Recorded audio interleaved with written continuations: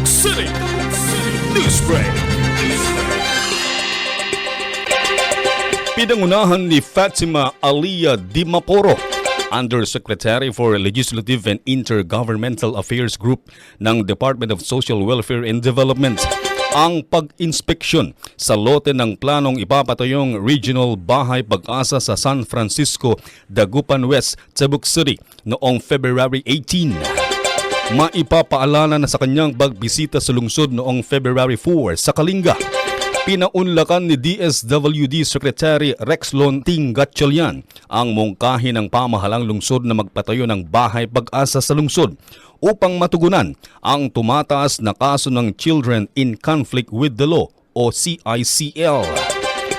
Ayon kay Undersecretary Dimaporo, patuloy ang suporta ng ahensya upang mabigyan ng wastong interbensyon, rehabilitasyon at serbisyo ang mga kabataan. I am here on a mission.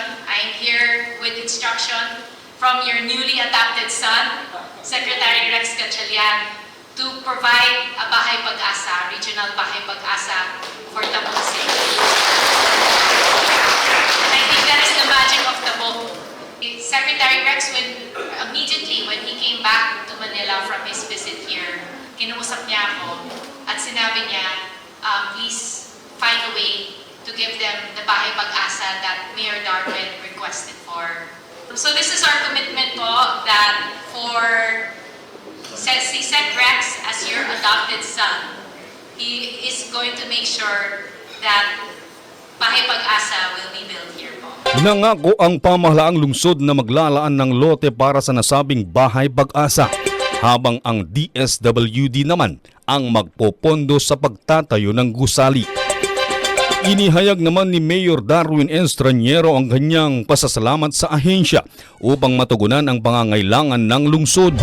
There's a saying that goes, today's reality is yesterday's dream come true. So this simple quote holds true today as we culminate an idea that began several years ago. Actually, when I became the mayor in 2019, this idea came out from the CSWD. And today, we are about to culminate it because of the itong parating na about a noble program of establishing a Bahay Pag-asa for the city government of Tabuk.